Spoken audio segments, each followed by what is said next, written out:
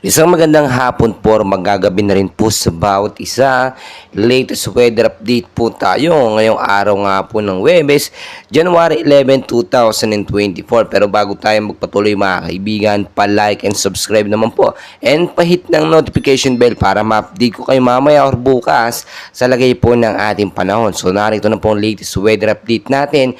Galing na rin po sa Pag-asa. Ang hipnosis po natin. Galing na rin po sa Pag-asa, northeast monsoon pa rin po ang siyang nakakaapekto sa ilang bahagi po ng northern at central Luzon. Easterlies naman po sa ilang bahagi ng ating bansa. So ngayong umaga po mainit po pa rin ang mararanasan na panahon simula po sa may Metro Manila, Luzon, Visayas at Mindanao hanggang tanghali po yan.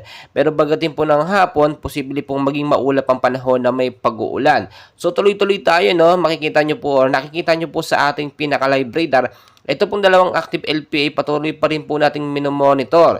And as of now, continuous pa rin at stable sila from 30 to 35 kilometers per hour ang lakas po ng kanilang hangin. Wala pa naman po itong direktang epekto sa ating bansang Pilipinas, pero gumagalaw po ito ng paunti-unti. But as of now, hindi natin ito dapat mangambahan dahil malayong malayo ito sa ating bansa. So tuloy-tuloy po tayo ngayon sa ating latest weather update sa area po ng Cagayan Valley at Aurora. Weather condition po ngayong tanghali at sa hapon po meron po tayong mararanasan dyan ng mga light rains or mahinang pag-uulan po, dala po yan ng northeast monsoon. Wala naman po itong direktang epekto pero mag-ingat pa rin.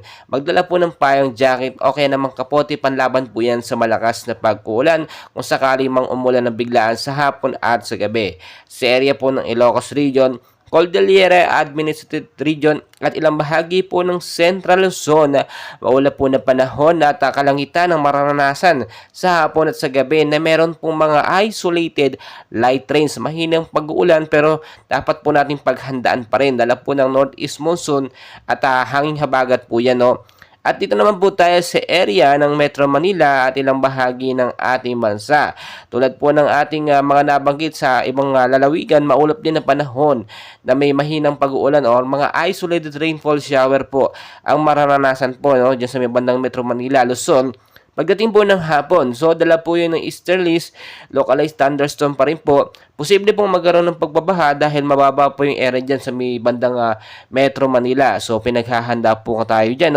Maglinis po tayo yung mga basura na nakabara sa mga kanal, sa mga estero na hindi po madaluin ng tubig. Tanggalin na po at linisin na hanggat maaga pa. Once po kasi na nagkaroon ng biglaang pag-uulan, ay sigurado magkakaroon ng pagbabaha. Mag-ingat din po dyan sa Metro Manila yung matataas na lugar dyan, especially din sa may silangang Mindanao, sa mga landslide prone area. Kapag po kasi nagkaroon ng patuloy na pag-uulan, yun po yung nagiging main cause nga po ng paghina or paglambot ng lupa na siya nagiging way or cause ng landslide. So, ngayong umaga po ng Huwebes, January 11, inaasahan din po na napakainit ng panahon sa tanghali, ngayong umaga hanggang sa tanghali. Pero sa hapon po, bantayan nyo po mabuti, and as of now, wala pa naman po tayo mga bagyo na binabantayan sa loob ng Philippine Area of Responsibility. Pero akin na sinasabi sa inyo, may active LPA tayo na namataan sa may bandang kanluran. Malayo naman yun, At mga cloud cluster sa may bandang silangan. Mag-ingat pa rin tayo kahit walang bagyo.